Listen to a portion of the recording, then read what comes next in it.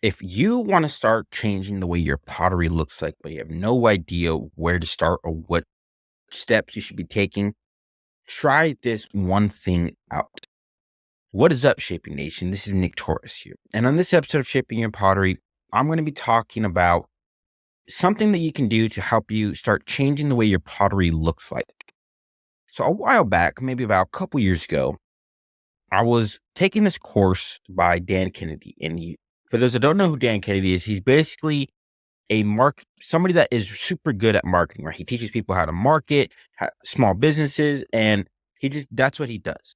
And I was taking one of his courses, and during the course, one of the things that he was talking about was that an easy way to sell products is by doing it based on holidays.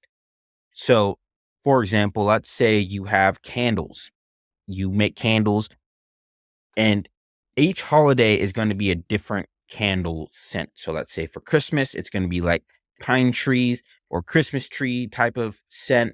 Or maybe for like 4th of July, it's going to be maybe have a smell of wood or like that woodsy feel. And basically, the way he was saying it is that people want a little bit of variety in their life. And like the customers and both the customers and the owners, they want variety, right? We all want variety in our life, but sometimes it's hard to actually start changing things up. So a super simple, easy way to do that is to make pottery based on the season or the holiday that you are currently in. Whatever holidays that you are in or that you're maybe into, you can change up your pottery that much easier by doing it based on the holiday or season. So let's give you another example here. So let's say I know a lot of people really like Halloween. Not my personal favorite, but a lot of people like Halloween. And what they do is they start making limited edition Halloween like pottery. And that is such a super creative way because now your creative juices can start flowing and you are just going to be able to get out of that mold, get out of that rut that you normally make it. And that is a super, super simple way to change up your pottery. So do it based on the season or the holiday. Another thing that you can do during this is to write out different ways how you can change your pottery during the season. So let's say again for Halloween, take out a piece of paper and write down all the different ways you can incorporate some Halloween themed stuff into your pottery. Whatever that may be. Maybe it's adding some black cats into your pottery. Maybe it's adding some certain graffito designs into your pottery. Maybe it's adding pumpkin, right? Whatever it is, write down those things to make it a little bit easier for yourself so you're not sitting there just thinking what you can do. And it becomes so much easier to change up your pottery if you do it based by season or by the holiday. And that is so simple if you want to start changing up your pottery. Another good holiday is Christmas. A lot of people like Christmas. So you could start making some Christmas trees. Maybe you could start making some Christmas trees on some mugs. Use some red and green theme.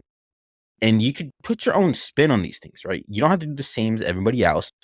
You can put your own spin on it. So maybe your Christmas is very, very specific. So maybe you have a very white and maybe blue Christmas instead of green and red.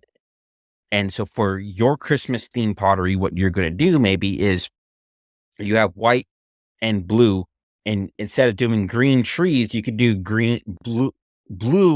light blue trees or white trees, whatever it is, and put your own spin on these things because it doesn't have to be the same as everybody else. Because a lot of people tend to do this. They tend to make based on the holiday, especially around Halloween to Christmas area.